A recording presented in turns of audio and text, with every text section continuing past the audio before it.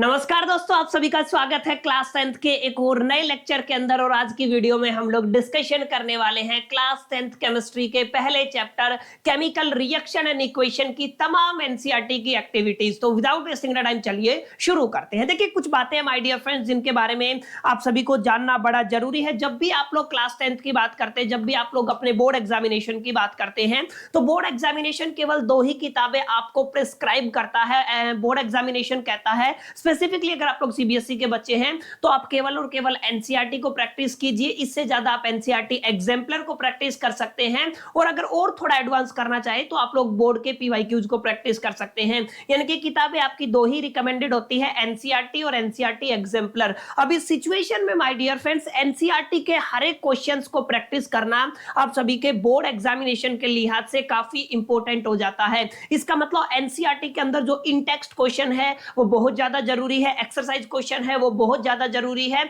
और जितनी भी एक्टिविटीज आपके चैप्टर के अंदर दी गई है स्पेसिफिकली केमिस्ट्री के अंदर, वो आपके बोर्ड एग्जामिनेशन के प्रोस्पेक्टिव से बहुत ज्यादा इंपॉर्टेंट है, क्योंकि हर साल यहां से एक ना एक क्वेश्चन पूछा जाता है। तो आज की वीडियो इसीलिए स्पेशल सेपरेट बनानी पड़ी ताकि आप लोगों को मैं एक एक एक्टिविटी को डिटेल में, गहराई में, डेप्थ में जाकर के समझा पाऊं, ताकि तब अपने बोर्ड एग्जामिनेशन में किसी भी तरीके का क्वेश्चन एक्टिविटी बेस्ड देखे तो आप उसको इजीली टैकल कर पाए। बहरहाल चलिए कुछ इंपॉर्टेंट मुद्दों पर डिस्कशन कर लेते हैं। Chemical reaction and equation chemistry और आपकी क्लास 10 साइंस का पहला चैप्टर है, जिसके अंदर करीब करीब 11 एक्टिविटीज आपको देखने को मिलती हैं। ये 11 एक्टिविटीज हम लोग इस वीडियो में कवर करने वाले हैं, और इसके साथ कंक्लूजन क्या निकला, क्या क्या चेंजमेंट आया, सारी चीजें मैं आपको साथ साथ कराता रहूंगा। पहली एक्टिविटी की बात करते हैं।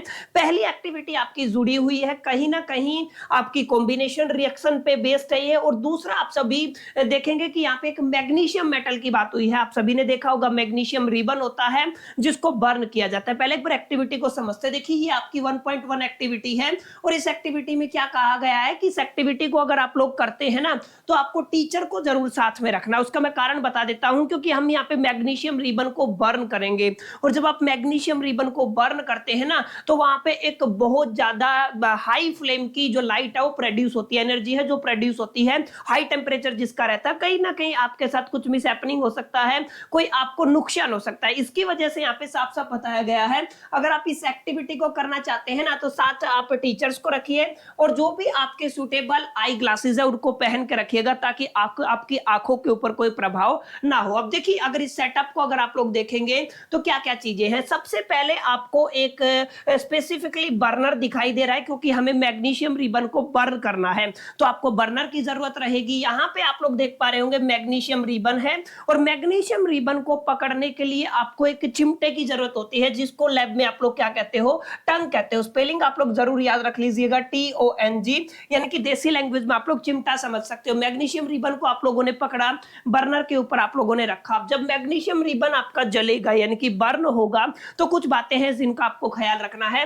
मैग्नीशियम रिबन जल करके एक पाउडर बनाएगा। यहाँ पे ये चाइना डिस्क बोल सकते हो या फिर वॉच ग्लास बोल सकते हो, कुछ भी ले लीजिएगा। यहाँ पे मैग्नीशियम ऑक्साइड का एक पाउडर आपको दिखाई दे रहा है, इस चीज को आपको ध्यान में रखना है। क्लियर है? तो यहाँ पे क्या है, मैग्नीशियम ऑक्साइड का पाउडर है। तो ये पूरी की पूरी एक्टिविटी है जिसको आपको परफॉर्म करना है आपके स्कूल के लेबोरेटरी में जाके, लैब में जाके। लेकिन यहाँ पे ये पूरी इसमें ही सेम कहानी बताई गई है, और यहाँ पे पूछा गया है आप सभी ने ऑब्जर्व क्या किया, यानी कि कंक्लूजन क्या निकला। सबसे पहले आप लोग देखिए यहाँ पे असल में क्या रिएक्शन हुआ है। असल में रिएक्शन हुआ है आपका मैग्नीशियम सॉलिड स्टेट में होता है, ठीक है ना। अगर आप लोग लिखेंगे तो मैग्नीशियम सॉलिड स्टेट में है। जब आप लोग बर्न करते हैं तो ऑक्सीजन की जरूरत होती है, जो आपको गैसियस स्टेट में मिलती है। अब जब मैग्नीशियम और ऑक्सीजन आपस में कंबाइन हो जाते हैं तो यहाँ पे आपका मैग्नीशियम ऑक्साइड बन जाता है, और ये आपका कहीं ना कहीं पाउडर फॉर्म में रहता है, यानी कि सॉलिड फॉर्म में रहता है। तो मैग्नीशियम ऑक्सीजन के साथ रिएक्ट किया, मैग्नीशियम ऑक्साइड बना दिया। और ये मैग्नीशियम ऑक्साइड के बारे में जैसा कि मैंने आपको बताया, इस मैग्नीशियम ऑक्साइड का कलर कैसा रहता है, ये आपका व्हाइट पाउडर रहता है। इस चीज को भी आप लोग जरूर याद रखिएगा, ये किस कलर का रहता है, व्हाइट कलर का पाउडर रहता है। प्लस में यहाँ पे आपकी बहुत ज्यादा हीट आपकी रिलीज होती है, ठीक है, यानी कि हाई फ्लेम यहाँ पे रिलीज होती है। हीट का मतलब आप लोग समझ सकते हैं, बहुत ज्यादा तेज लाइट या रोशनी यहाँ पे क्या होती है, रिलीज होती है, जिसकी वजह से यहाँ पे आपको लिखा गया था कि आपको आई ग्लासेस को पहन के रखना है और टीचर को साथ रखना है। तो इस तरीके की माय डियर फ्रेंड्स यहाँ पे आपकी ऑब्जर्वेशन रिएक्शन रहेगी, मैग्नीशियम ऑक्सीजन के साथ रिएक्ट किया, मैग्नीशियम ऑक्साइड बना दिया। अब आपको इस रिएक्शन को बैलेंस भी करके आना है। बैलेंस करने के लिए मैंने आपको टेक्निक सिखाया हुआ है, अगर आपने नहीं सीखा है तो एक बार दोबारा सीख लीजिए। आपको 4 बातों पर फोकस करना है। सबसे पहले मेटल को बैलेंस कीजिए, मेटल को बैलेंस करने के बाद हम आते हैं नॉन मेटल के ऊपर, और नॉन मेटल को बैलेंस करने के बाद हम लोग आते हैं आपका ऑक्सीजन के ऊपर, याद रखिएगा। और ऑक्सीजन को बैलेंस करने के बाद हम लास्ट में किसको बैलेंस करते हैं, आपके हाइड्रोजन को। अगर ये 4 स्टेप अगर आप फॉलो करते हैं, दुनिया की किसी भी रिएक्शन को आप लोग इजीली बैलेंस कर पाएंगे। जैसे यहाँ पे सबसे पहला मेटल कौन है, आपका मैग्नीशियम। मैग्नीशियम इधर भी एक है, उधर भी एक एटम है, इसका मतलब बैलेंस। अब मैग्नीशियम के बाद नॉन मेटल कोई है नहीं आपका, तो हम किसे बैलेंस कर देंगे, ऑक्सीजन को। ऑक्सीजन के एटम इधर 2 हैं, लेकिन इधर सिंगल एटम है, तो मैं इसको कितने से मल्टीप्लाई कर दूंगा, 2 से। तो ऑक्सीजन तो आपका बैलेंस हो गया, लेकिन मैग्नीशियम 2 एटम है, दैट्स व्हाई इधर भी कितने से मल्टीप्लाई कराना पड़ेगा, 2 से मल्टीप्लाई कराना पड़ेगा। और इस तरीके से आप अपनी पहली एक्टिविटी को कंप्लीट कर सकते हैं। तो इस तरीके के क्वेश्चन माय डियर फ्रेंड्स आपसे लगातार एग्जामिनेशन में पूछे जाते हैं। तो ये एक्टिविटी उम्मीद करता हूं आपको समझ में आया होगा, इस चीज को आप जरूर ख्याल रखिएगा। एक चीज और आप लोग जरूर याद रखिएगा, मैग्नीशियम रिबन को जलाने से पहले उसको सैंड पेपर से साफ किया जाता है। उसका कारण मैं बता देता हूं। मैग्नीशियम रिबन जब ऐसे ही हवा में पड़ा रहता है, ऑक्सीजन के साथ रिएक्ट करके, आप सभी को पता है, जर्नल मैग्नीशियम ऑक्साइड की एक लेयर जम जाती है उसके ऊपर, जो फर्दर मैग्नीशियम को ऑक्सीजन के साथ रिएक्ट करने से रोकती है। इसलिए वो व्हाइट कलर की जो लेयर है उसको पहले साफ किया जाता है, ताकि मैग्नीशियम रिबन अच्छे से बर्न हो सके। तो ये सवाल आपकी एनसीईआरटी का इन टेक्स्ट क्वेश्चन भी है, इसको आप लोग जरूर याद रखिएगा। ये आपकी पहली एक्टिविटी थी, उम्मीद करता हूं आपको पहली एक्टिविटी समझ में आई होगी। अब आते हैं आपकी दूसरी एक्टिविटी के ऊपर, चैप्टर 1 की दूसरी एक्टिविटी, जिसको हम लोग कहते हैं एक्टिविटी नंबर 1.2। बेहद आसान एक्टिविटी ये रहेगी माय डियर फ्रेंड्स, लेकिन कुछ बातें हैं। यहाँ पे हम लोग लेड नाइट्रेट का इस्तेमाल करेंगे। आप लोग देख पा रहे होंगे 2 एक्टिविटी एक साथ लिखी हुई है। पहले मैं आपको 1.2 करा रहा हूं, एक बार इसको रीड कर लेते हैं क्या लिखा हुआ है। ध्यान से देखिए क्या लिखा हुआ है। यहाँ पे लिखा हुआ है आपको लेड नाइट्रेट लेके चलना है।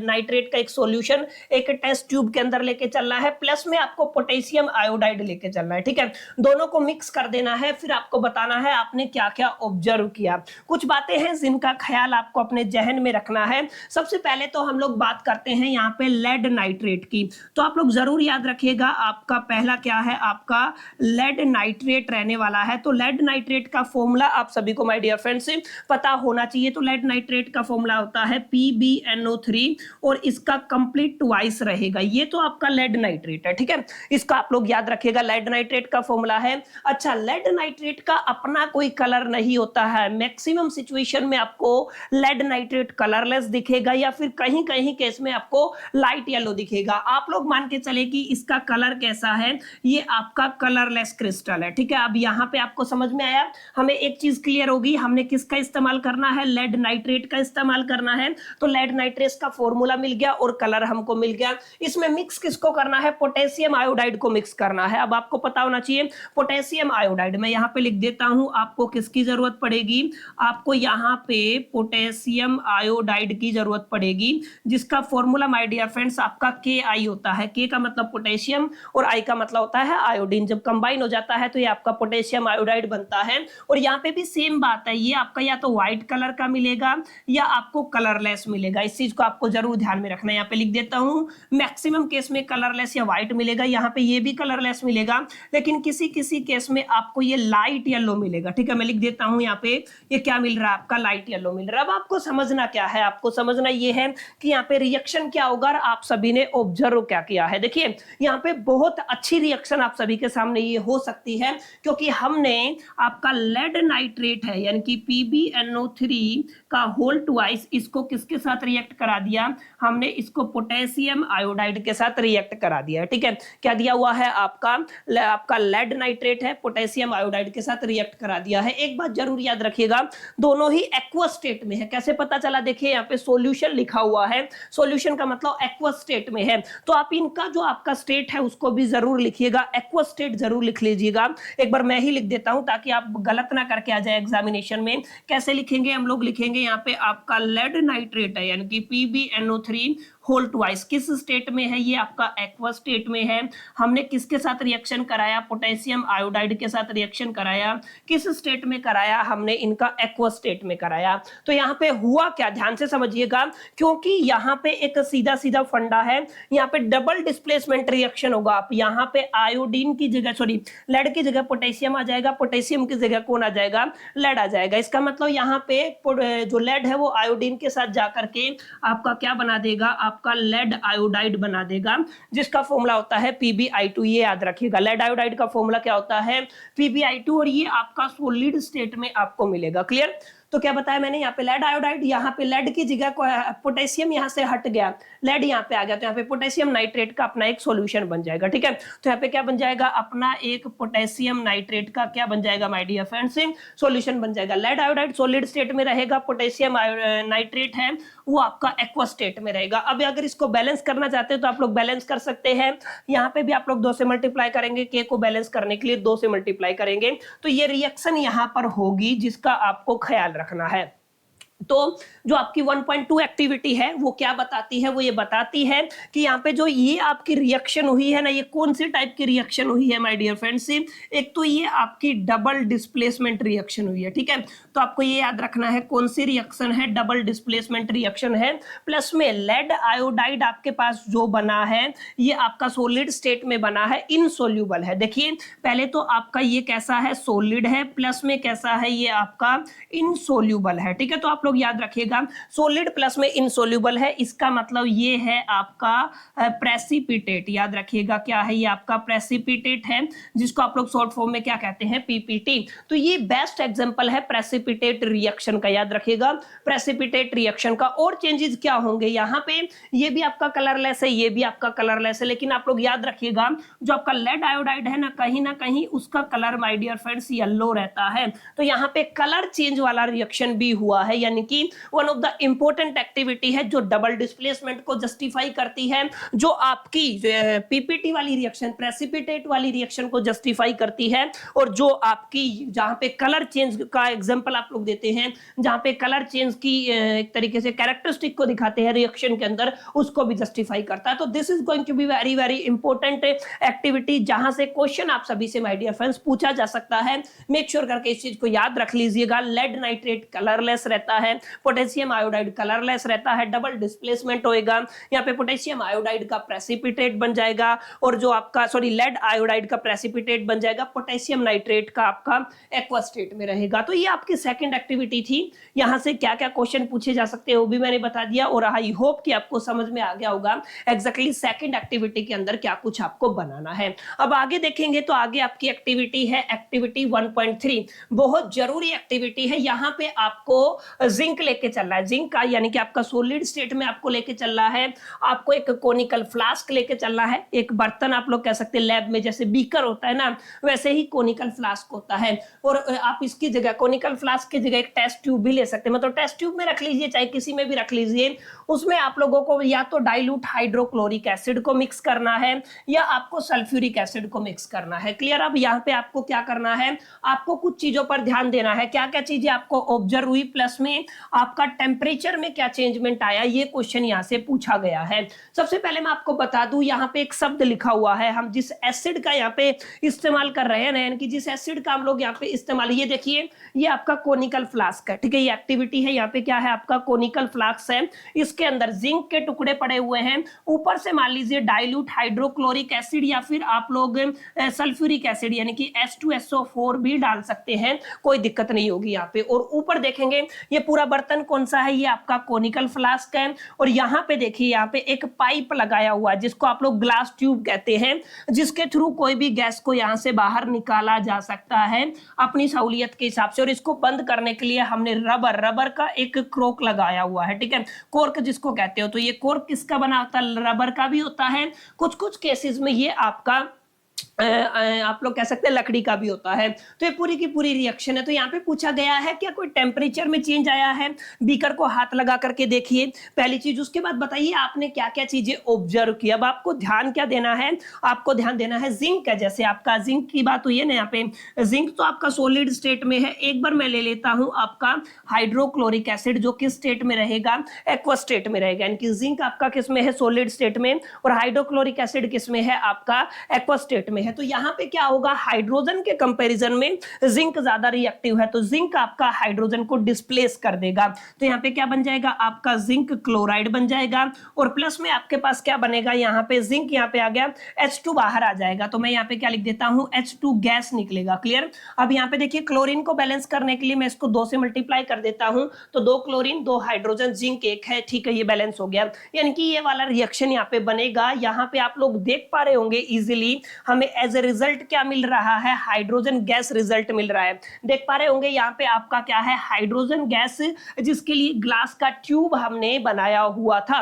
पहले हमने किसका एग्जांपल लिया है, हाइड्रोक्लोरिक एसिड का एग्जांपल लिया है। जिंक की रिएक्शन हाइड्रोक्लोरिक एसिड के साथ कराई तो आपकी हाइड्रोजन गैस बन गई। अच्छा, हाइड्रोजन गैस है कैसे पता चलेगा, अमूमन 2 टेस्ट होते हैं जिनको आपको याद रखना है। एक तो हम लोग कार्बन डाइऑक्साइड गैस के लिए टेस्ट करते हैं, एक हम आपका किसके लिए करते हैं, हाइड्रोजन गैस के लिए टेस्ट करते हैं। हाइड्रोजन गैस को जैसे ही माचिस की तिल्ली लगाने की कोशिश करोगे तो ये पॉप साउंड के साथ जलती है। याद रखिएगा, हाइड्रोजन गैस किसके साथ जलती है, पॉप साउंड के साथ जलती है। तो इस ट्यूब को ओपन करके अगर आप लोग माचिस की तिल्ली या लाइटर का इस्तेमाल करेंगे तो ये पॉप साउंड के साथ जलेगी। लेकिन अगर आप कार्बन डाइऑक्साइड की बात करते हैं ना, तो कार्बन डाइऑक्साइड डेफिनेट सी बात है आग को बुझाने का काम करती है। जस्ट लाइक फायर एक्सटिंग्विशर में भी यही सेम कॉन्सेप्ट काम करता है। तो कार्बन डाइऑक्साइड आपकी तिल्ली को बुझा देगी या लाइटर को बुझा देगी। उम्मीद करता हूं माय डियर फ्रेंड्स आप सभी को यहां तक समझ में आया होगा। अगर यहां तक आपको वीडियो पसंद आया, लेक्चर अच्छा लगा तो लाइक कर दीजिएगा यार, फ्रेंड्स के साथ शेयर कीजिएगा, चैनल पे फर्स्ट टाइम आए हैं तो सब्सक्राइब कर लीजिएगा।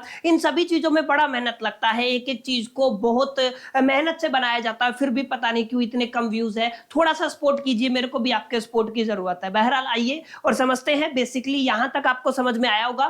यहाँ पे आपको देखिए क्या लिखा हुआ था, और शब्द लिखा हुआ था। ठीक है, हम हाइड्रोक्लोरिक एसिड की रिएक्शन देख चुके हैं, अब हम किसकी रिएक्शन देखने वाले हैं, सल्फ्यूरिक एसिड की। तो ध्यान से देखिएगा, जब आप लोग जिंक सॉलिड लेके चलते हैं और उसकी रिएक्शन आप लोग सल्फ्यूरिक एसिड के साथ कराते हैं, H2SO4 एक्वस स्टेट में रहता है, तो वही आपका जिंक सल्फेट बन जाएगा। यहाँ पे आपका क्या बनेगा, जिंक सल्फेट बनेगा, प्लस में यहाँ पे भी आपकी हाइड्रोजन गैस क्या हो जाएगी, रिलीज हो जाएगी। तो सेम सिचुएशन रहेगी, सेम हालात रहेंगे। यहाँ पे भी हाइड्रोजन गैस रिलीज हुई थी, यहाँ पे भी आपकी हाइड्रोजन गैस रिलीज होगी। अब आपको कुछ बातों का ख्याल रखना है। यहाँ पे हाइड्रोजन गैस के साथ साथ इन दोनों रिएक्शन में आपको कुछ अमाउंट ऑफ हीट भी देखने को मिलेगी, यानी कि इस रिएक्शन के दरमियान हीट निकलेगी, जिसकी वजह से ये आपका जो कोनिकल फ्लास्क है ये गर्म होगा, ये थोड़ा हॉट होगा। ठीक है, जिस हीट की वजह से, दैट्स व्हाई ये जो आपकी रिएक्शन है इसको हम लोग कह देंगे, ये जो पूरा का पूरा प्रोसेस है ये कैसा है, आपका exothermic. Exothermic reactions are those reaction in which the heat is released during the chemical reaction. Chemical reaction के दरमियान जब हीट रिलीज होती है ना, तो उन रिएक्शन को क्या बोला जाता है, एक्सोथर्मिक रिएक्शन बोला जाता है। उम्मीद करता हूं आपको समझ में आया होगा। तो एक एक बात को मैंने यहाँ पे डिटेल में समझाया है, कुछ रह गया है तो let me know in the comment box. कोई इंप्रूवमेंट टिप्स देना चाहते हैं तो वो बात भी आप लोग मेरे को कमेंट में बता सकते हैं। आई होप कि ये वाली एक्टिविटी आपको समझ में आई होगी। पहली एक्टिविटी समझाई मैग्नीशियम रिबन वाली, उसके बाद दूसरी एक्टिविटी को हम लोगों ने डिटेल में समझा, जहां पे हम लोगों ने लेड नाइट्रेट और पोटेशियम आयोडाइड की रिएक्शन करके double displacement reaction, PPT reaction और कलर चेंज का एग्जांपल लिया। और ये तीसरी आपकी रिएक्शन है जहां पे जिंक की हाइड्रोक्लोरिक एसिड और सल्फ्यूरिक एसिड के साथ हम लोगों ने माय डियर फ्रेंड्स आपकी रिएक्शन कराई। Now it's time to discuss about the fourth reaction. This is going to be very very important, exam में कई बार पूछी जाती है। देखिए यहाँ पे क्या लिया हुआ है, यहाँ पे लिया हुआ है take a small amount of calcium oxide. साथ साथ आप लोग पढ़ते रहिएगा, क्या लेके चलना है, कैल्शियम ऑक्साइड लेके चलना है, जिसको यहाँ पर क्या नाम दिया गया है, क्विक लाइम दिया गया है। तो एक चीज आप लोग जरूर ख्याल में रखिएगा कि अगर आप लोग कैल्शियम ऑक्साइड की बात करते हैं, यानी कि अगर आप लोग ध्यान से देखेंगे, आप लोग क्या लेके चल रहे हैं, इसको हम लोगों ने बोला क्विक लाइम बोला है। ठीक है, यहाँ पे क्या बोला है, क्विक लाइम। आप लोगों को एक बीकर में लेके चलना है, उसमें आपको स्लोली स्लोली वाटर को ऐड करना है। मतलब इसमें क्या ऐड करना है, आपको वाटर ऐड करना है। और जैसे आप लोग वाटर ऐड करते हैं ना, तो माय डियर फ्रेंड्स होता क्या है, आपको ये फील करना है कि क्या कुछ टेम्परेचर टेम्परेचर में चेंज आया। रिएक्शन बिल्कुल आसान है, आपने बीकर लिया, बीकर में पहले क्या डाला, कैल्शियम ऑक्साइड डाला, स्लोली स्लोली वाटर को उसमें पोर किया, फिल किया, ठीक है ना। आपको ये देखना टेम्परेचर में क्या बदलाव आया। तो बहुत बेसिक बात है, क्विक लाइम को जब वाटर के साथ रिएक्ट कराया जाता है माय डियर फ्रेंड्स, तो यहाँ पे ये आपका स्लैक्ड लाइम में कन्वर्ट हो जाता है। इस चीज को आपको जरूर याद रखना है, यानी कि आपने क्विक लाइम को रिएक्ट कराया वाटर के साथ तो क्या बना, स्लैक्ड लाइम बना, प्लस में यहाँ पे आपकी सम अमाउंट ऑफ हीट, ये हीट का सिंबल है, तो आपकी हीट भी रिलीज होती है। इस चीज को आपको जरूर ख्याल में रखना है। अब केमिस्ट्री की भाषा में मैं आपको समझा देता हूं। देखिए क्विक लाइम का फॉर्मूला होता है कैल्शियम ऑक्साइड, जो आपके पास सॉलिड स्टेट में है, आपने लिक्विड फॉर्म में वाटर को डाला या एक्वस फॉर्म में आपने वाटर को डाला, और यहां पे बन गया आपका स्लैक्ड लाइम। स्लैक्ड लाइम का मतलब होता है आपका कैल्शियम हाइड्रोक्साइड। याद रखिएगा क्या बन गया, आपका कैल्शियम हाइड्रोक्साइड बन गया, प्लस में यहाँ पे क्या रिलीज होती है, आपकी हीट रिलीज होती है। तो एक चीज तो आपको यहां से समझ में आ गई, हीट का मतलब ये क्या है आपका, ये आपका एंडोथर्मिक रिएक्शन है। याद रखिएगा ये कैसी रिएक्शन है, ये आपकी एंडोथर्मिक रिएक्शन है, क्योंकि यहां से हीट रिलीज हुई है और आपका क्या बना है, आपका स्लैक्ड लाइम बना है। क्लियर, याद रखिएगा ये क्या बना है, आपका स्लैक्ड लाइम बना है। अच्छा यहाँ पे एक चीज और अगर आप लोग नोटिस कर पा रहे होंगे, तो यहाँ पे आपका ये वाला भी रिएक्टेंट है, ये वाला भी रिएक्टेंट है, दो रिएक्टेंट है, मल्टीपल रिएक्टेंट है, एक प्रोडक्ट में कन्वर्ट हो गए। तो ये कौन सी डेफिनेशन है, कौन सी रिएक्शन का एग्जाम्पल है, तो माय डियर फ्रेंड्स ये आपकी कॉम्बिनेशन रिएक्शन का एग्जांपल है। मैंने इनिशियल लेवल पे बताया था। तो ये कौन सी रिएक्शन होती है माय डियर फ्रेंड्स, ये आपकी कॉम्बिनेशन रिएक्शन होती है। ठीक है, तो combination reaction generally endothermic, sorry exothermic, endothermic नहीं, ये माय मिस्टेक, ये क्या है आपका, ये आपका है एक्सोथर्मिक, क्योंकि हीट रिलीज हुई है। तो आप लोग क्या बोलोगे, इसको एक्सोथर्मिक रिएक्शन बोलोगे। याद रखिएगा, इसको जरूर करेक्ट कर लीजिएगा। मैं एक बार हटा करके यहीं पे लिख देता हूं, क्योंकि ये क्या है, ये मिस्टेक से लिख दिया मैंने, ये क्या है आपका एक्सोथर्मिक बनाएगा। एक्सोथर्मिक रिएक्शन क्यों है, क्योंकि हीट तो रिलीज हुई है, दी थोड़ी ना है हमने एक्सटर्नल इन्वायरमेंट से, खुद रिलीज हुई है। तो ये एंडोथर्मिक रिएक्शन होगी, टेम्परेचर इंक्रीज होगा, कॉम्बिनेशन रिएक्शन होगी। एक चीज और है यहाँ पे, जो आपका स्लैक्ड लाइम है ना, जिसको आप लोग यहाँ पे कैल्शियम हाइड्रोक्साइड कह रहे हो, इस स्लैक्ड लाइम का इस्तेमाल आपकी जो घर की दीवारें हैं, पहले वॉल्स हैं, उनको व्हाइट वॉश करने के लिए किया जाता था। यानी कि अगर आप लोग व्हाइट वॉश, पुट्टी जो अब होता है व्हाइट के, जो आप पुताई करते थे ना, पुताई कली जिसको बोलते थे, वो क्या होता था, वो आपका स्लैक्ड लाइम होता था। आप लोग क्विक लाइम लेके आते थे, कैल्शियम हाइड्रोक्साइड लेके आते थे, मटके में उसको डाल करके पानी डाल देते थे, वो किस में कन्वर्ट हो जाता था, कैल्शियम हाइड्रोक्साइड में कन्वर्ट हो जाता था, और वो क्या बना देता था, आपका स्लैक्ड लाइम बना देता था। फिर आप लोग इसको दीवार पे पोतते थे, है ना, पेंट करते थे। तो ये किसके, व्हाइट वॉश की तरह काम करता था। अब काफी बच्चों के दिमाग में एक सवाल आ रहा होगा, सर इसमें क्या चमक होती है, कहां से, ये व्हाइट वॉश की तरह क्यों काम करता है। देखिए बच्चों, जब भी आप दीवार पे आप लोग स्लैक्ड लाइम को डालते हो, यानी कि पुताई करते हो, स्लैक्ड लाइम का मतलब आपका क्या हो गया है, कैल्शियम हाइड्रोक्साइड हो गया है। ठीक है, तो कैल्शियम हाइड्रोक्साइड जब आपका एक बार दीवार पे पुत जाता है, और हम जो कार्बन डाइऑक्साइड रिलीज करते हैं, उस कार्बन डाइऑक्साइड को एडॉप्ट करके यहाँ पे एक कंपाउंड बनता है, जिसको आप लोग कहते हो कैल्शियम कार्बोनेट, और प्लस में आपका बन जाता है वाटर। रिएक्शन बैलेंस कर लीजिएगा, calcium hydroxide slaked lime carbon dioxide के साथ रिएक्ट करके क्या बनाता है, कैल्शियम कार्बोनेट बनाता है, और ये कैल्शियम कार्बोनेट ही है जिसकी वजह से आपको दीवार पे साइन दिखती है। साइन का मतलब क्या कहते हो आप लोग, जिसको चमक दिखती है। दैट्स व्हाई इसका इस्तेमाल किसके लिए किया जाता था, व्हाइट वॉश के लिए किया जाता था। तो काफी इंटरेस्टिंग सी ये आपकी एक्टिविटी हो सकती है, और आपके इंडिविजुअल लाइफ में, या फिर आप लोग कह दीजिए प्रैक्टिकल लाइफ के अंदर, डेली लाइफ के अंदर इसकी एप्लीकेशन पहले जमाने में बहुत होती थी। आज तो खैर टेक्नोलॉजी आ गई है, तो चीजें बदलती हैं, टाइम के साथ बदलना भी चाहिए, समय के साथ चीजें बदलती रहती है। लेकिन एक जमाना था उस टाइम पे, हम लोग दीवारों को एक तरीके से पोतने के लिए, यानी कि व्हाइट वॉश करने के लिए, हम केवल और केवल किसका इस्तेमाल करते थे, स्लैक्ड लाइम का इस्तेमाल करते थे। तो देखिए ये आपकी केमिकल रिएक्शन थी। तो हमारे जमाने में कभी भी, यानी कि पुराने टाइम में हमारे जो भी रिलेटिव्स है, वो इसका इस्तेमाल करते आए थे। तो कहीं ना कहीं इनडायरेक्ट वे में उनको ये पता था कि किस तरीके से व्हाइट वॉश होगी। रीजन उनको पता नहीं था, लेकिन आपको पता होना चाहिए कॉम्बिनेशन रिएक्शन है, एक्सोथर्मिक रिएक्शन है, और आपको ये भी पता होना चाहिए यहाँ पे व्हाइट वॉश के लिए क्यों इसका इस्तेमाल किया जाता था। काफी इंटरेस्टिंग सी ये एक्टिविटी है। बोलिएगा अपने टीचर को कि सर हमें लैब में परफॉर्म करना है, वो डेफिनेटली आपकी हेल्प कर देंगे। उम्मीद करता हूं चारों एक्टिविटी आपको समझ में आई होंगी। अब हम बात करने वाले हैं यहाँ पर, मेरी बात ध्यान से समझिएगा, यहाँ पे कुछ बातें हैं जिनका ख्याल करना है। एक्टिविटी 1.5 के अंदर क्या चीजें हैं, एक बार इस एक्टिविटी को रीड कर लेते हैं फिर आगे बात करेंगे। देखिए, आपको 2 ग्राम फेरस सल्फेट लेके चलना है, क्रिस्टल की फॉर्म में रहेगा। ध्यान रखिए, अगर आप लोग फेरस सल्फेट की बात करते हैं, केवल फेरस सल्फेट की बात करते हैं, तो आप लोग इसको FeSO4 भी लिखते हैं, और कुछ कुछ किताबों में यहाँ पे 7 वाटर मॉलिक्यूल भी होता है दोनों फेरस सल्फेट ही। आगे बात करूंगा मैं। अब आपको क्या करना है, आपको इसको बॉइलिंग ट्यूब में डाल करके बॉइल करना है, और आपको देखना है colour of the ferrous sulphate crystal, यानी कि फेरस सल्फेट क्रिस्टल का कलर पे क्या प्रभाव पड़ता है, सारी चीजों को ऑब्जर्व करना है। एक्टिविटी आप लोग देख सकते हैं, यहाँ पे बॉइलिंग ट्यूब है जिसके अंदर आपने फेरस सल्फेट के क्रिस्टल को डाला है, ये आपका बेसिकली बर्नर है, और इसको आप लोगों ने जो टंग है उससे पकड़ा हुआ है और हीट कर रहे हो। ये पूरा का पूरा एक्टिविटी। अब मैं आपको कुछ बातें बताऊंगा, ध्यान से समझिएगा, जिन पे जरूर ख्याल करना है आपको।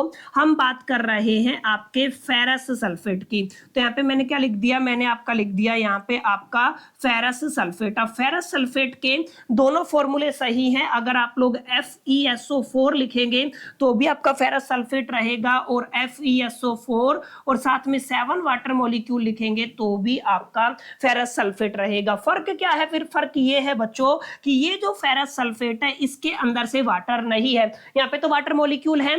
इस फेरस सल्फेट को हमने हीट कर दिया तो इस स्टेट पे चला गया।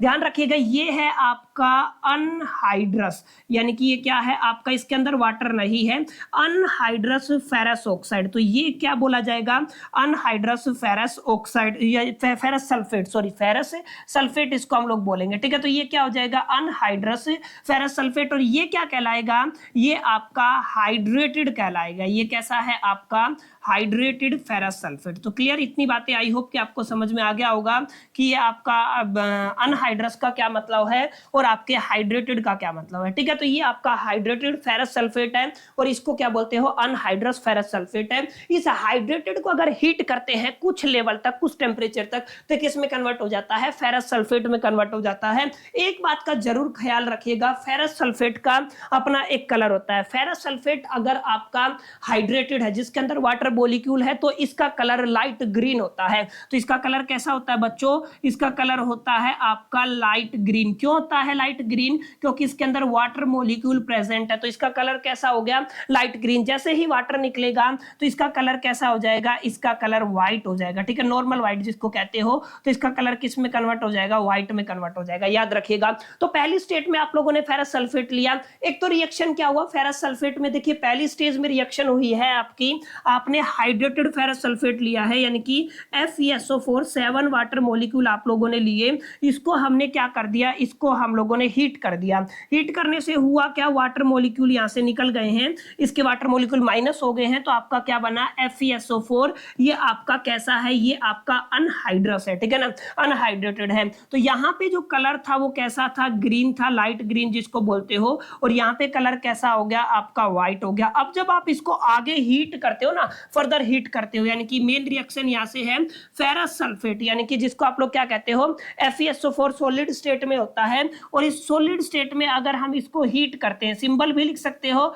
या डायरेक्ट आप लोग लिख सकते हो HEAT, सिंबल ये डेल्टा का लिख सकते हो। जैसे आप लोग हीट करते हो ना, तो यहाँ पे ये फेरिक ऑक्साइड में ब्रेक होगा, SO2 और SO3 में ब्रेक होगा, यानी कि फेरिक ऑक्साइड का मतलब Fe2O3, ये आपका फेरिक ऑक्साइड होता है, प्लस में आपका SO2 गैस बनता है, प्लस में SO3 क्या बनता है, आपका गैस बनता है। याद रखिएगा, क्या बताया, फेरस सल्फेट है उसको हीट किया तो फेरिक ऑक्साइड में बदल गया है। अब यहाँ पे देखिए इसका कलर तो ऑलरेडी चेंज हो चुका था क्योंकि ये हमने यहाँ से उठाया है। इसका कलर कैसा था, व्हाइट कलर था, ठीक है। तो याद रखिएगा इसका कलर कैसा था, आपका व्हाइट कलर था। तो यहाँ पे आपका जो फेरिक ऑक्साइड है इसका कलर है वो रेडिश ब्राउन होता है। कैसा कलर होता है इसका कलर आपका रेडिश ब्राउन होता है। तो याद रखिएगा माय डियर फ्रेंड्स कि किसका कैसा कलर होता है, रेडिश ब्राउन होता है, ये दोनों गैसेज हैं, तो ये आपकी निकल जाएंगी एटमॉस्फेयर में, क्या हो जाएंगी, निकल जाएंगी। तो ये आपका one of the important reaction रहने वाला है। अच्छा, यहाँ पे कौन सी रिएक्शन हुई है, ध्यान से देखेंगे तो यहाँ पे तो वाटर रिमूव हुआ है, लेकिन यहाँ पे फेरस सल्फेट है जो आपका अनहाइड्रस फेरस सल्फेट है, अगर उसको हीट किया तो सिंगल रिएक्टेंट मल्टीपल प्रोडक्ट में बदला। तो सिंगल रिएक्टेंट कहां पे बदलता है, मल्टीपल प्रोडक्ट के अंदर, जहां पे हम लोग कहते हैं डिकम्पोजिशन रिएक्शन। और डिकम्पोजिशन रिएक्शन भी हमने किसकी हेल्प से की है, हमने हीट की हेल्प से की है। दैट्स व्हाई ये रिएक्शन कौन से एग्जांपल है, ये आपकी थर्मल डिकम्पोजिशन का एग्जांपल है, याद रखिएगा। ये कौन सी है, आपकी थर्मल, ठीक है ना, डिकम्पोजिशन। डिकम्पोजिशन तो हुआ है, लेकिन कौन सा हुआ है, ये आपका थर्मल डिकम्पोजिशन हुआ। तो ये एक्टिविटी किस पर बेस्ड है, थर्मल डिकम्पोजिशन पर बेस्ड है। तो इसको जरूर कर लीजिएगा, एक्टिविटी 1.5 आपके एग्जामिनेशन के लिए काफी इंपॉर्टेंट है। देखिए, इंपॉर्टेंट हो नहीं हो माय डियर फ्रेंड्स, ये एक अलग प्रोस्पेक्टिव है, आपको पढ़ना है, आपको समझना है।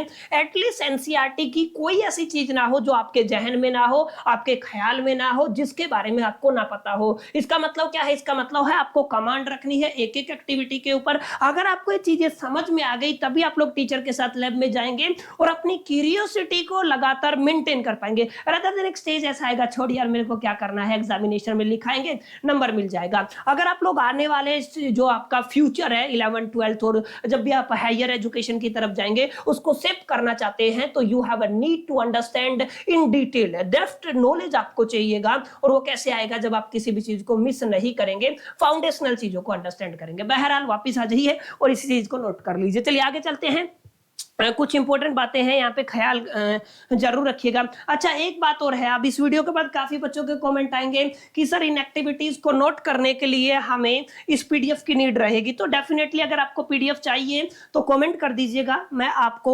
डिस्क्रिप्शन में लिंक प्रोवाइड करवा दूंगा। अगर जरूरत है तो आपको कमेंट करना पड़ेगा, जरूरत नहीं है तो ऐसे आपको नहीं मिलेगा। तो डेफिनेट सी बात, आपको जरूरत है तो पीडीएफ के लिए आप लोग पीडीएफ का जो आपका कमेंट बॉक्स है वीडियो के अंदर, उसमें कमेंट कीजिएगा। बहरहाल एक्सरसाइज 1.6 करते हैं। एक्सरसाइज 1.6 डेफिनेट सी बात है, लेड नाइट्रेट से जुड़ी हुई है और लेड नाइट्रेट को यहाँ पे डिकम्पोज करना है। डिकम्पोज तो मैं नहीं कहूंगा, थर्मल डिकम्पोजिशन का एग्जांपल है। एक बार पढ़ लेते हैं, फिर ही समझ में आएगा एग्जैक्टली क्वेश्चन क्या बोल रहा है। देखिए, क्वेश्चन ये बोल रहा है कि आपको 2 ग्राम लेड नाइट्रेट लेके चलना। अभी अभी मैंने बताया था आपका लेड नाइट्रेट का फॉर्मूला क्या होता है, अभी अभी हमने किया था आपका पीबी और साथ में क्या था आपका NO3 हमने पढ़ा था ना अभी अभी। लेड नाइट्रेट का क्या फॉर्मूला होता है, PbNO3। लेड नाइट्रेट को लेके चलना है बॉइलिंग टेस्ट ट्यूब के अंदर। देखिए, ये आपका बर्नर है, ये आपका बॉइलिंग ट्यूब है, लेड नाइट्रेट इसके अंदर डाला बॉइलिंग ट्यूब के अंदर, और आपने किससे पकड़ लिया, चिमटे, टंग से इसको पकड़ लिया और हीट कर रहे हैं, लगातार हीट कर रहे हैं। मतलब हीट की हेल्प से क्या होगा, जब आप लोग लेड नाइट्रेट को हीट करते हैं तो क्या होगा। आप एक बात आप लोग जरूर याद रखिएगा, अगर मैं लेड नाइट्रेट की बात करता हूं तो शायद मैंने आपको पहले भी बताया था, फिर बता रहा हूं, अगर आप लोग लेड नाइट्रेट की बात करते हैं तो लेड नाइट्रेट मैं एक बार लिख देता हूं ताकि आप लोगों को बाद में कोई दिक्कत ना रहे। हम लोग यहाँ पे लिख देते हैं, आपका जो लेड नाइट्रेट है वो अपने आप में कलरलेस, कह दीजिए व्हाइट कलर का क्रिस्टलाइन सॉलिड होता है। याद रखना है आपको, ये क्या है आपका व्हाइट कलर का क्रिस्टलाइन सॉलिड होता है, याद रखिएगा। तो ये कौन सा सॉलिड है बच्चों, ये व्हाइट कलर का क्रिस्टलाइन सॉलिड है। अब इसको क्या करना है, इसे हीट करना है। हीट का मतलब लेड नाइट्रेट ले लीजिए, मैं यहाँ पे लिख देता हूँ आपका लेड नाइट्रेट है, यानी कि ये क्या है PbNO3, जो व्हाइट कलर का क्रिस्टलाइन सॉलिड है। ठीक है, सॉलिड स्टेट में आप लोग लेके चलते हैं और इसको आप लोग हीट करते हैं। हीट करते हैं तो अपने आप में ये ब्रेक हो जाता है और ये 3 कंपाउंड आपको देगा as a result, and 3 product आपको देगा। लेड ऑक्साइड देगा, नाइट्रोजन डाइऑक्साइड देगा और ऑक्सीजन देगा। क्या बताया मैंने आपको, पहले क्या देगा ये PbO2, यानी कि ये क्या होगा आपका लेड ऑक्साइड होगा। बैलेंस करने के लिए PbO रख लीजिए, और आपको ये क्या देगा, नाइट्रोजन डाइऑक्साइड देगा। बैलेंस करने के लिए 4 से मल्टीप्लाई कर देता हूं, प्लस में यहाँ पे क्या होगा आपका ऑक्सीजन गैस होएगा। ठीक है, इस चीज को आप लोग जरूर याद रखिएगा। लेड ऑक्साइड आपका सॉलिड स्टेट में रहेगा, NO2 भी आपका गैसियस स्टेट में रहेगा, और ऑक्सीजन तो आपका गैसियस स्टेट में रहता ही है। अब यहाँ पे कुछ बातें हैं जिनको आपको अपने जहन में रखना है, ख्याल में रखना है कि इसको बैलेंस कैसे किया जाए। अगर बैलेंस करना चाहते हैं 2 से मल्टीप्लाई कर देंगे, लेड भी 2 हो गया, यहाँ पे ये 2 आप बैलेंस सीख लीजिएगा, मैंने सिखाया हुआ है और इनिशियल लेवल पे भी आपको बताया था। तो असल में हुआ क्या, हुआ ये कि लेड नाइट्रेट था जिसका कलर कलर कैसा था आपका, व्हाइट कलर था, ठीक है ना। ये क्या है आपका, लेड नाइट्रेट था। यहाँ पे आपका लेड ऑक्साइड निकला, नाइट्रोजन डाइऑक्साइड निकला, ऑक्सीजन निकला। अब आपको ध्यान ये रखना है, नाइट्रोजन डाइऑक्साइड का अपना कलर होता है जिसको हम लोग कहते हैं रेडिश ब्राउन। तो ये कैसा कलर होता है माय डियर फ्रेंड्स, ये आपका रेडिश ब्राउन कलर होता है, ठीक है। तो ये क्या है आपका रेडिश ब्राउन कलर है। वही बात करूं लेड ऑक्साइड की, तो लेड ऑक्साइड अपने आप में येलो कलर का प्रेसिपिटेट बनाता है, सॉलिड दिख रहा है ना, तो पीपीटी बनाता है। तो यहाँ पे येलो कलर का प्रेसिपिटेट भी बनता है। तो ये प्रेसिपिटेट की भी एक रिएक्शन बनती है, प्लस में एक सिंगल रिएक्टेंट आपका मल्टीपल प्रोडक्ट में कन्वर्ट हो जाता है। तो ये किसकी बेसिकली एग्जांपल है, ये आपका, क्योंकि हीट की हेल्प से किया है इसलिए कौन सा बनता है, ये आपका थर्मल डिकम्पोजिशन बनता है, याद रखिएगा, ठीक है। तो यहाँ पे ये किसका एग्जांपल है, ये थर्मल डिकम्पोजिशन का एग्जांपल है कि हमने क्या किया, हीट की हेल्प से एक सिंगल रिएक्टेंट को मल्टीपल प्रोडक्ट्स में ब्रेक कर दिया। तो ये किसका एग्जांपल है, ये थर्मल डिकम्पोजिशन का एग्जांपल है। जो भी चेंज हुए हैं वो बताना है, पहला कलर में चेंज हुआ है, दूसरा यहाँ पे थर्मल डिकम्पोजिशन हुई है, इस चीज को याद रखना। रेडिश ब्राउन कलर और येलो कलर का पीपीटी यहाँ पे बनता है। बहुत बेसिक रिएक्शन है, कोई ज्यादा डिफिकल्ट मेरे को लगता नहीं है। ऐसा कोई रॉकेट साइंस है कि जिसको समझने में आपको डिफिकल्टी होगी। अब आगे चलते हैं। अच्छा, अब ये देख रहे हैं, ये देखिए काफी बड़ी सी एक्टिविटी है। बच्चे इसको देख के बड़ा कंफ्यूज होते हैं कि सर ये सबसे डिफिकल्ट आई थिंक एक्टिविटी होगी। सबसे छोटी एक्टिविटी है, जितनी बड़ी लिखी हुई है ना, सबसे छोटी सिर्फ एक लाइन की एक्टिविटी है। हमें करना है यहाँ पे electrolysis of water. Electrolysis of water का मतलब वाटर के अंदर से इलेक्ट्रिसिटी पास करनी है, रिजल्ट आएगा वो लिख देंगे। देखिए क्या है, असल में 6 वोल्ट की बैटरी लगी हुई है। अच्छा, बैटरी के नेगेटिव टर्मिनल को जिस पोल से कनेक्ट किया जाता है वो कैथोड होता है, और पॉजिटिव से जिसको कनेक्ट किया जाता है वो एनोड होता है। यहाँ पे आप लोगों ने ये देखिए 2 रबड़ के स्टॉपर लिए हुए हैं, 2 ट्यूब लगाई हुई है अलग अलग। एक के ऊपर हाइड्रोजन, यानी कि कैथोड वाली के ऊपर हाइड्रोजन लिबरेट होता है, और एनोड वाली के ऊपर आपका ऑक्सीजन बनता है। इस चीज को आपको याद रखना। बीच में आपका ग्रेफाइट रोड है और टेस्ट ट्यूब है, और यहाँ पे वाटर बनाया हुआ, ठीक है। अच्छा, यहाँ पे एक चीज और है, यहाँ पे हम लोग करेंगे, मैं मोटा मोटा बता देता हूँ, इतना कुछ आपको याद करने की जरूरत नहीं है। वाटर के अंदर आपको सल्फ्यूरिक एसिड मिलाना है। क्यों सल्फ्यूरिक एसिड मिलाना है, क्योंकि प्योर जो वाटर होता है वो एक तरीके से इंसुलेटर होता है। तो अगर आप वाटर की कंडक्टिविटी को इंक्रीज करना चाहते हैं तो उसके अंदर क्या मिला दीजिए, सल्फ्यूरिक एसिड मिला दीजिए। तो सल्फ्यूरिक एसिड इसीलिए मिला गया है वाटर में इस रिएक्शन से पहले, ताकि यहाँ पे क्या किया जा सके, वाटर की कंडक्टिविटी को इंक्रीज किया जा सके। और यहाँ पे होगा क्या, वाटर का इलेक्ट्रोलाइसिस होगा, वाटर डिकम्पोज होके 2 कंपाउंड देगा, हाइड्रोजन और ऑक्सीजन। आपके कैथोड वाली के ऊपर आपका हाइड्रोजन आ जाएगा, और ऑक्सीजन वाली के ऊपर आपका स्पेसिफिकली क्या आ जाता है, आपका ऑक्सीजन आ जाता है, ठीक है। तो याद रखिएगा माय डियर फ्रेंड्स, यहाँ पे क्या रिएक्शन होगी मैं बता देता हूँ। हमें वाटर लेना है, वाटर का एक तरीके से लिक्विड या एक्वा स्टेट में है, हमें उसके अंदर से करंट पास करना। याद रखिएगा, काफी बच्चे इलेक्ट्रिसिटी लिख देते हैं, इलेक्ट्रिसिटी कोई क्वांटिटी नहीं है, इस चीज का ख्याल रखिएगा। वाटर डिसोसिएट होकर आपका हाइड्रोजन गैस बनाता है, प्लस में आपका क्या बनाता है, ऑक्सीजन गैस बनाता है। बस यही आपको देखना है। प्लस में यहाँ पे देखिएगा, इसको बैलेंस करने के लिए ऑक्सीजन को यहाँ पे 2 से मल्टीप्लाई करना पड़ेगा, यहाँ पे 2 से मल्टीप्लाई करना पड़ेगा। ये कहाँ पे जाएगा, ये हाइड्रोजन आपका कैथोड की साइड जाएगा, ठीक है ना, याद रखिएगा। और ये आपका ऑक्सीजन कहाँ पे जाएगा, ये आपका एनोड टर्मिनल की तरफ जाएगा, ठीक है, याद रखिएगा, ठीक है। तो बहुत बेसिक सी बात है। कौन सा एग्जाम्पल है, अगर आप लोग देखेंगे तो यहाँ पे इलेक्ट्रिसिटी से डिकम्पोज किया, सिंगल रिएक्टेंट प्रोडक्ट में कन्वर्ट हुआ है, डेट्स व्हाई हम लोग कहेंगे ये आपका क्या है, डिकम्पोजिशन रिएक्शन है, ठीक है। और आपका ये कौन सा रिएक्शन है, क्योंकि इलेक्ट्रिसिटी का इस्तेमाल किया है तो हम लोग क्या कहेंगे, इलेक्ट्रोलाइटिक डिकम्पोजिशन। कौन सी डिकम्पोजिशन बनेगी, ये इलेक्ट्रोलाइटिक डिकम्पोजिशन। जैसा कि मैंने इनिशियली बताया था, इतना बड़ा जो रामायण यहाँ पे लिखा हुआ है इतनी बड़ी है नहीं है। यहाँ पे एक क्वेश्चन ये पूछा जा सकता है, सल्फ्यूरिक एसिड क्यों ऐड किया जाता है वाटर में, तो कंडक्टिविटी को इंक्रीज करने के लिए। आई होप की चीजें आपको समझ में आई होंगी। ये भी आपका काफी अच्छी एक्टिविटी रहने वाली है आपकी, कि यहाँ पे क्या पूछा गया है, silver chloride in a china dish आपको लेके चलना है और नोट करना है इसका कलर क्या है, ठीक है। And place the china dish in the sunlight for the some time. इस जो चाइना डिस्क है इसको आपको सम टाइम किस में रखना है, सनलाइट के अंदर रखना है, और आपको बताना है एग्जैक्टली कि क्या कुछ चेंजेस यहाँ पे होते हैं। तो आप लोगों को कुछ बातों का ख्याल रखना है। असल में होता क्या है कि जो आपका सिल्वर क्लोराइड है, सिल्वर क्लोराइड का क्या फॉर्मूला होता है आपका, AgCl होता है, सिंपल सी बात है। तो हम लोग यहाँ पे लिख देते हैं आपका क्या है, ये आपका Ag और ये आपका Cl हो गया, ठीक है। ये असल में सॉलिड स्टेट में होता है। जैसे आप लोग इसको सनलाइट प्रोवाइड करते हैं ना तो ये ब्रेक हो जाता है। ये किस में ब्रेक हो जाता है, ये आपका 2Ag में ब्रेक हो जाता है और प्लस में Cl2 गैस में ब्रेक हो जाता है, ठीक है। और ये आपका सॉलिड स्टेट में रहता है, याद रखिएगा, ठीक है। ऐसा ही ब्रोमीन के केस में भी होता है, 2 से मल्टीप्लाई कर देंगे तो ये जो कंपाउंड था ना, ये आपका जो रिएक्टेंट था, ये तो वो रहा नहीं, क्लोरीन इसके अंदर से रिलीज हो गया, डेट्स वाई इसका कलर क्या हो जाता है, चेंज हो जाता है। तो याद रखिएगा ये आपका फोटोलायोटिक डिकम्पोजिशन होता है, क्योंकि सनलाइट की हेल्प से किया है ना, तो इसको क्या कह दोगे, ये क्या है आपका, ये आपका फोटोलायोटिक डिकम्पोजिशन है। याद रखिएगा क्या बोलते हो आप लोग इसको, फोटोलायोटिक डिकम्पोजिशन, ठीक है, बहुत आसान है। ऐसे ही आपका ब्रोमाइड के केस में भी होता है, AgBr के केस में भी सेम होता है। अगर आप लोग सनलाइट लेके चलते E is equal to the H nu लिख देता हूँ, सनलाइट का फॉर्मूला है ये, ठीक है ना। तो यहाँ पे क्या लिख देंगे Ag और प्लस में हम लोग लिख देंगे Br होता है। तो अगर आप लोग इसको बैलेंस ना करना चाहे तो भी छोड़ सकते हैं, आप लोग केवल Ag लिख सकते हैं यहाँ पे, यानी कि यहाँ पे Ag लिख दीजिए, 2 को काट दीजिए, डेट्स इट, बस ऐसे भी कर सकते हैं। तो बहुत आसान है, आप लोग कर लीजिएगा, बहुत ईजी है, इसमें कोई डिफिकल्टी वाली आपको बात देखने को नहीं मिलेगी, ठीक है। ये भी आपकी डिस्प्लेसमेंट रिएक्शन का एग्जांपल है, हम लोग इसके बारे में काफी बार डिस्कशन कर चुके हैं। और जब मैंने आपका एनसीईआरटी एग्जाम्पलर आपको पढ़ाया था तो वहां पे भी मैंने आपको इसका जिक्र किया था, आई थिंक आप सभी को याद होगा। ये आपका डबल डिस्प्लेसमेंट रिएक्शन का एग्जांपल है।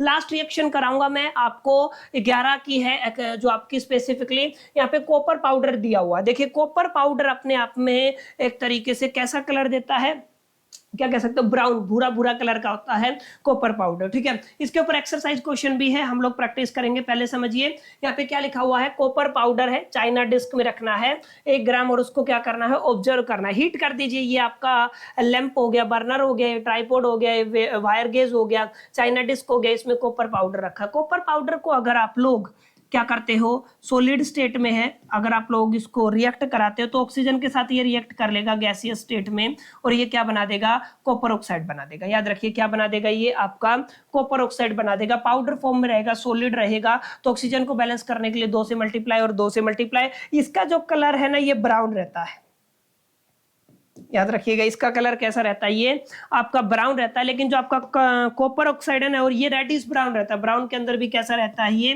रेडिश रहता है, ठीक है। लेकिन जैसे ही कॉपर ऑक्साइड बनेगा ना, ये तो करीब करीब ब्लैक कलर में कन्वर्ट हो जाता है। तो जो कॉपर ऑक्साइड का कलर कैसा होता है, डल ब्लैक होता है। ब्लैक के अंदर भी कैसा होता है, ये आपका डल ब्लैक होता है, याद रखिएगा। तो बहुत बेसिक सी माय डियर फ्रेंड्स एक्टिविटी थी, कुछ इंपॉर्टेंट एक्टिविटी है जिनको मैंने डिटेल में समझाया, कुछ नॉर्मल एक्टिविटी। अच्छा 2 एक्टिविटी मैंने नहीं कराई है जिनका आपको मेरे को बताना है, इसका कमेंट करके बताना है क्या रिएक्शन बनेगा, डबल डिस्प्लेसमेंट रिएक्शन बनेगा। मैंने पढ़ाया था, यही एग्जांपल लिया था, तो आप लोगों ने अगर वो वीडियो देखा है तो डेफिनेटली आप इसको कर देंगे। एक्टिविटी 9 और एक्टिविटी 10 दोनों मैंने आपके लेक्चर के अंदर करवाई हुई है, तो आपको मेरे को कमेंट करके बताना है कि एग्जैक्टली इनका आंसर क्या बनेगा। उम्मीद करता हूं यहां तक आपको ये वीडियो पसंद आया होगा। जो भी क्वेश्चंस आपके जहन में थे उन सभी का कहीं ना कहीं आपको जवाब मिल गया होगा। अगर वीडियो पसंद आया तो लाइक कर दीजिएगा, दोस्तों के साथ शेयर करना मत भूलिएगा। और हाँ, चैनल पे पहली बार आए हैं, क्लास 10th के स्टूडेंट है, थोड़ा बहुत भी चैनल अच्छा लगा तो इसे सब्सक्राइब जरूर कर लीजिएगा, बेल आइकन को प्रेस कर लीजिएगा। बहरहाल इस वीडियो में इतना ही, चलिए मिलते हैं नेक्स्ट वीडियो में, जब तक के लिए all the best, lucky plus.